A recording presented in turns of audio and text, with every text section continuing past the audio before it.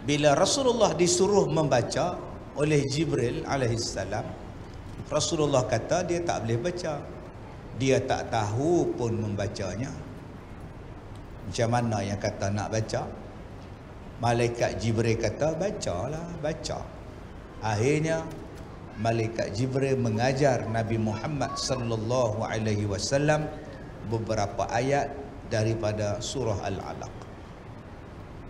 Kemudian tuan-tuan yang saya muliakan, baliklah Rasulullah dalam keadaan ketakutan. Baliklah Rasulullah ke rumahnya Siti Khadijah dalam keadaan menggigil. Kerana apa? Kerana pertama kali dipeluk oleh malaikat. Kita ni tuan-tuan baru tengok benda pun kita ketak. Naik motor ada benda melintas warna hitam, terbang, kita ketak, balik rumah demam.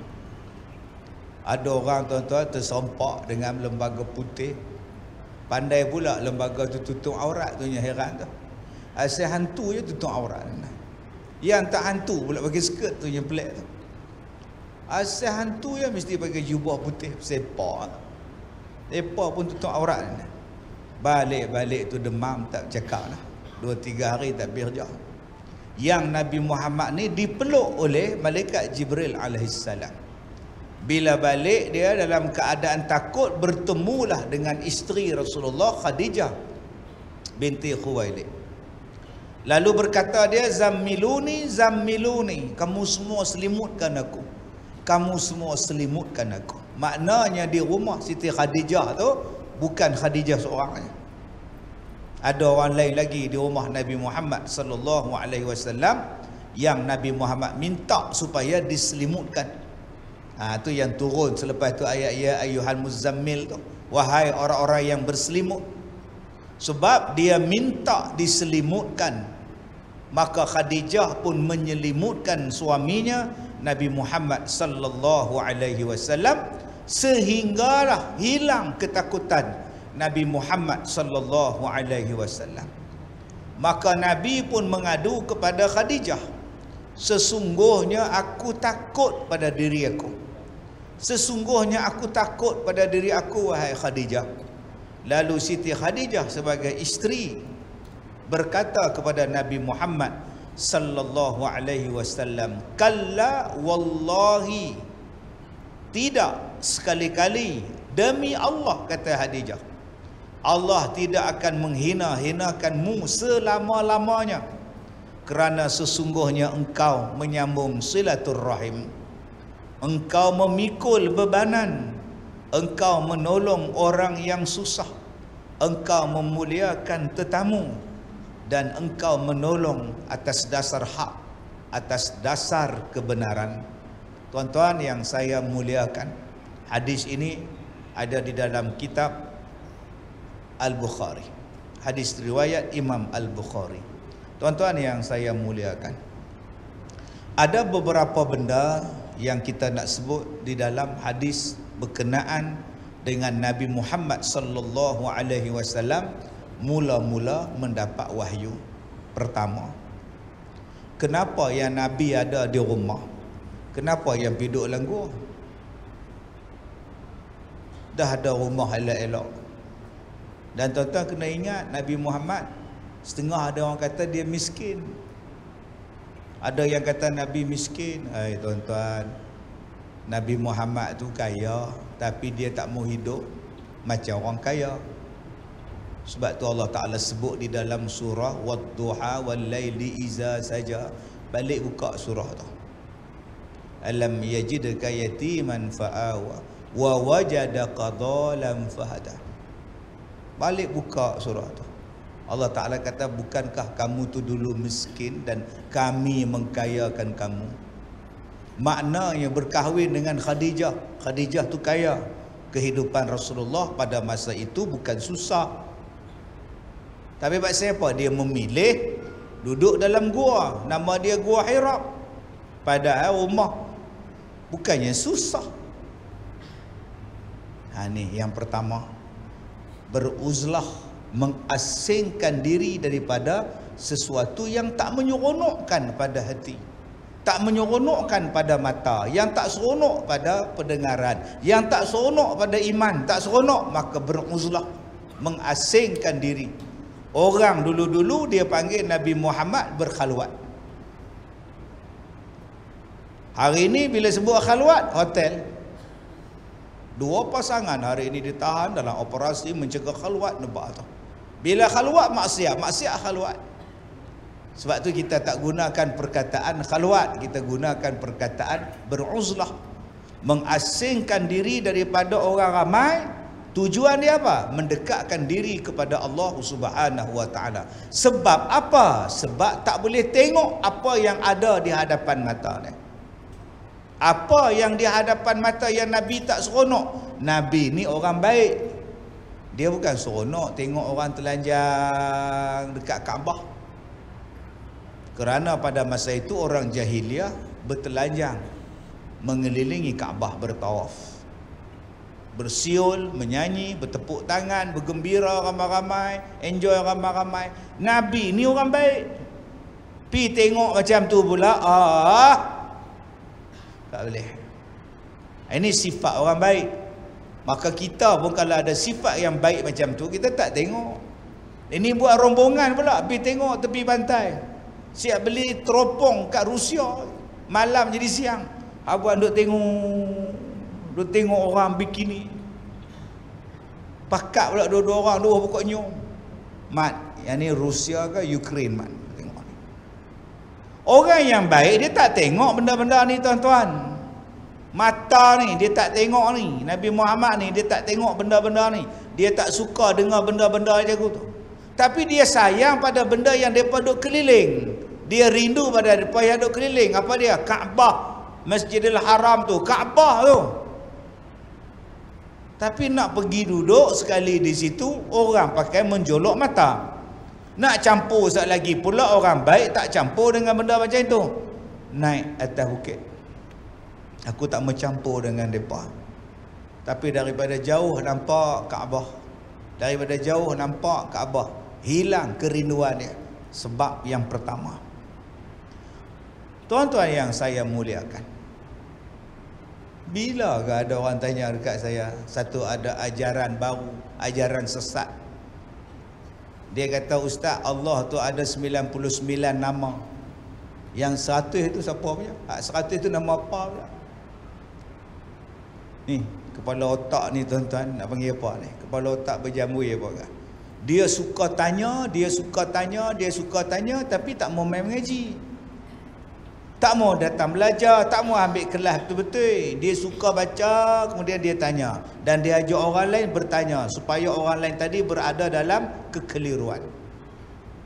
Tempat suami di sisi isteri, tempat bapa di sisi anak-anak. Tapi Nabi Muhammad naik atas gua. Nabi Muhammad duduk dalam gua, atas bukit, atas gunung. Tinggal isteri, tinggal anak-anak. Contoh apa ni?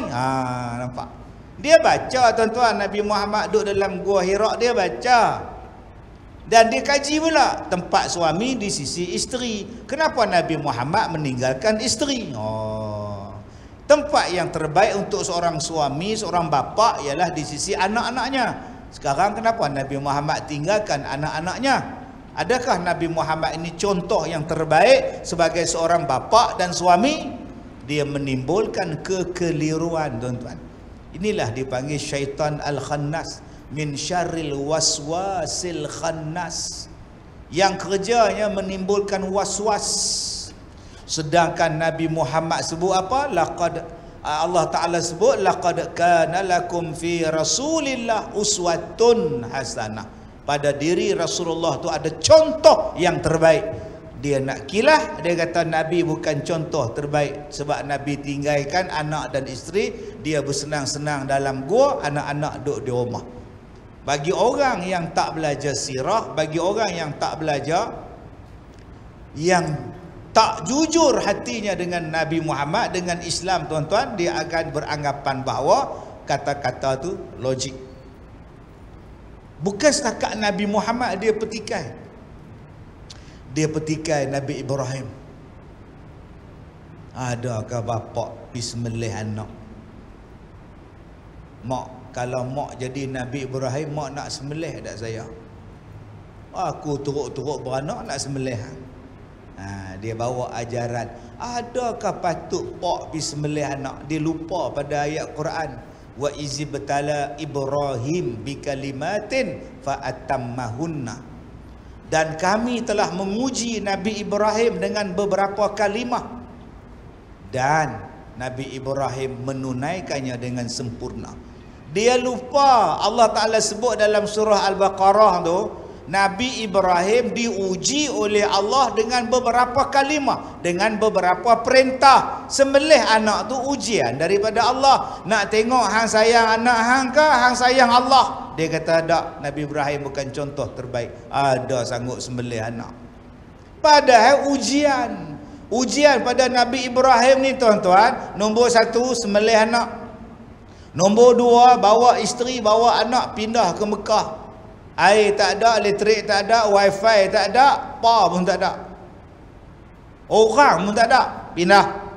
Nabi Muhammad disuruh, Nabi Ibrahim disuruh pindah ke Palestin. Negeri Nabi yang paling banyak berpindah randah adalah Nabi Ibrahim. Nabi Ibrahim dibakar, Nabi Ibrahim dihalau, Nabi Ibrahim nak dibunuh. Ujian pada Nabi Ibrahim. Termasuklah ujian pada Nabi Ibrahim pada usia 80-an disuruhnya bersunat. Dan semua Nabi Ibrahim buat bi kalimatin fa atammahunna, disempurnakan dengan baik. Jadi janganlah cakap Nabi Ibrahim tu zalim, sembelih anak. Itu bukan dia punya, tu perintah Allah. Yang kata ke Allah kan. Apa punya gila manusia zaman sekarang ni tuan-tuan. Macam ni punya banyak gila ni. Dalam setengah-setengah tempat nak ceramah pula susah. Tu yang kesian. Sepatutnya orang gila macam tu makin banyak kuliah. Dipermudahkan kuliah. Diperbanyakkan lagi ceramah. Ni dak setengah-setengah tempat. Susah pula nak buat ceramah zaman sekarang ni tuan-tuan.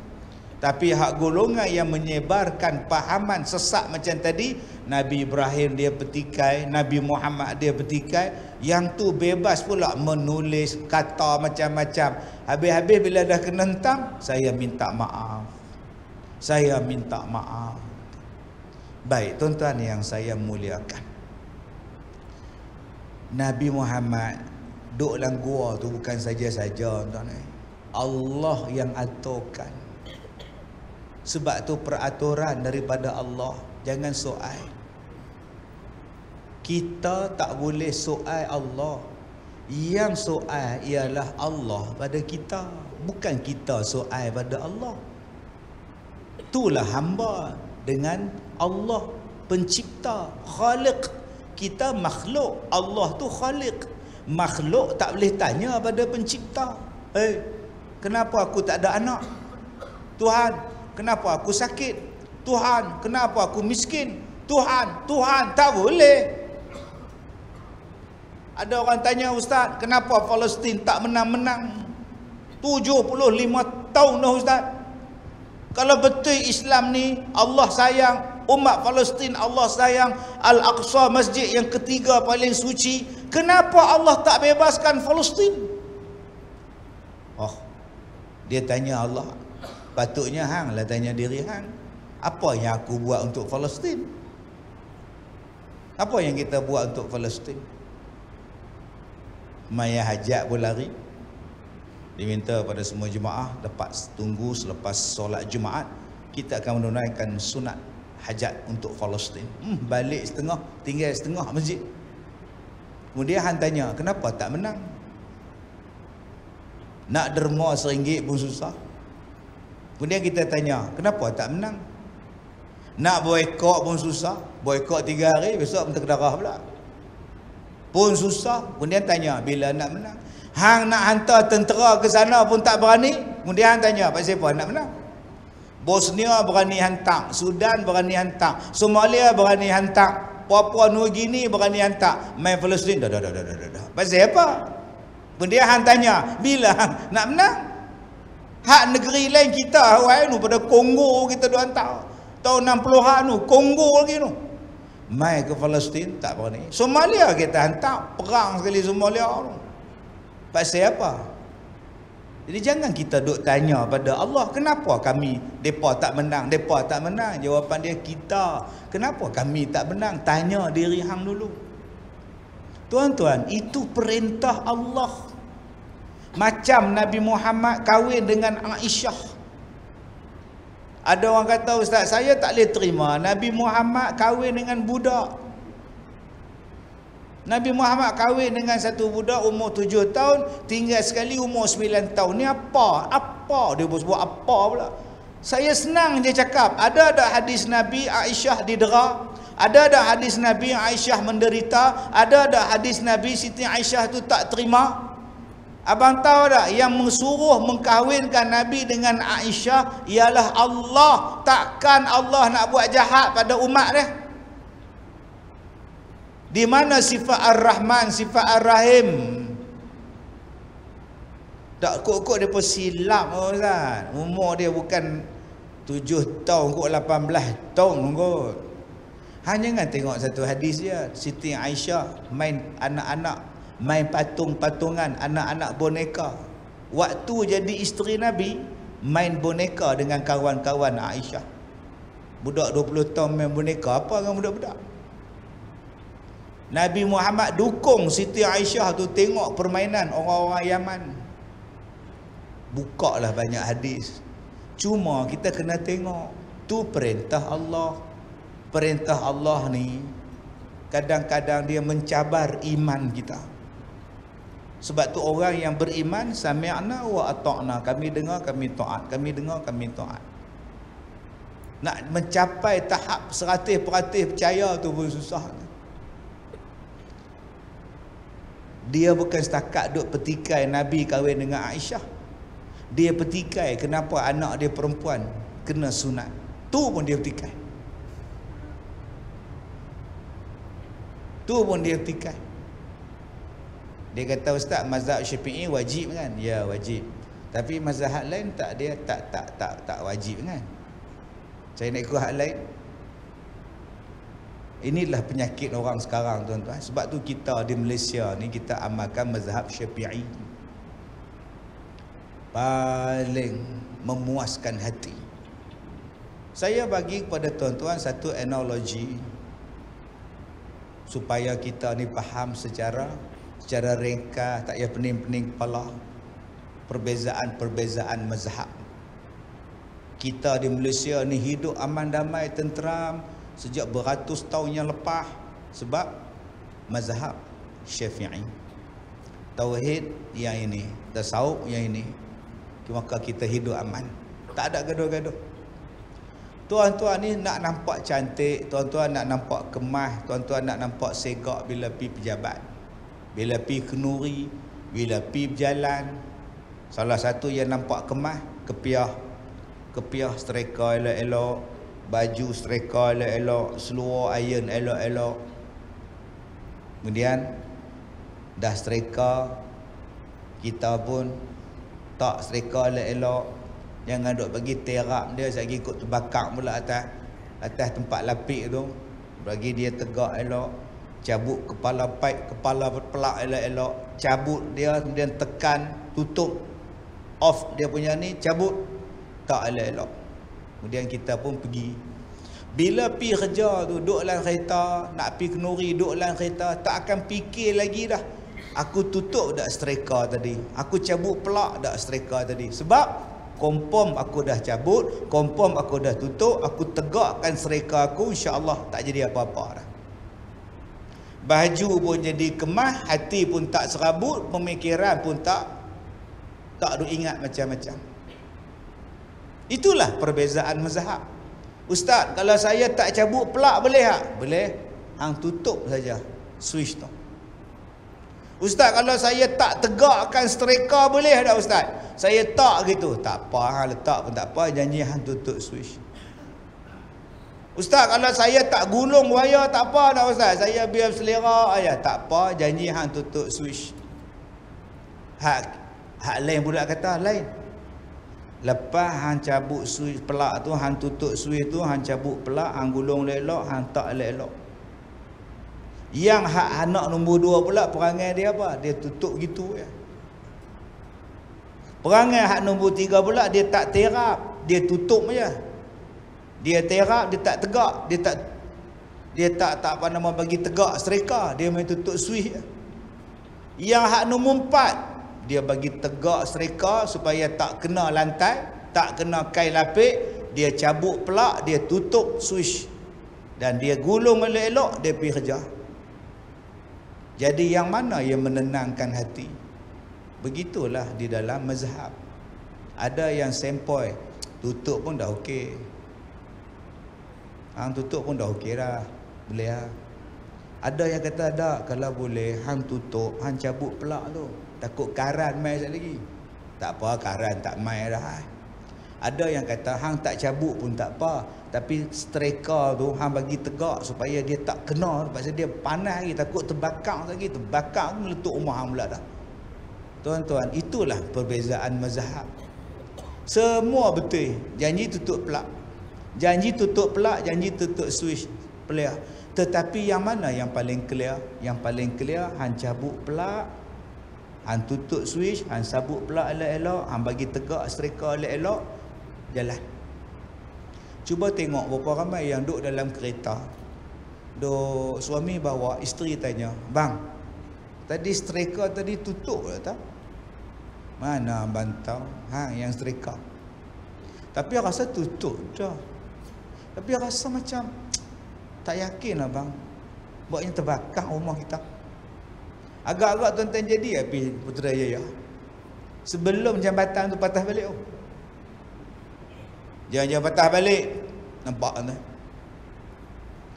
Cuba tuan-tuan sebelum keluar daripada rumah, tutup switch, cabut pelak, letak elok-elok striker tempat dia, lipat dia punya iron board tu elok-elok, tuan-tuan lepas.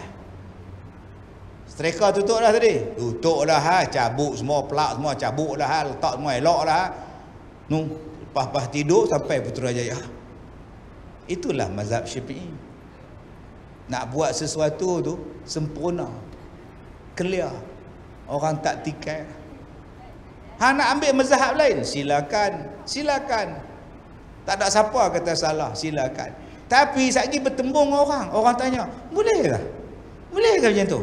Tahu depa kata boleh. Mai orang ni pula, boleh ke? Tak pernah jumpa, boleh ke? Duk susah hati, boleh ke? Lah jadi apa? Inilah dia tuan-tuan yang kita pegang beratus-ratus tahun. Tapi hari ni orang dah tak mau lagi dah. Dia kata Islam tu mudah ustaz. Betul mudah, tapi janganlah ambil mudah.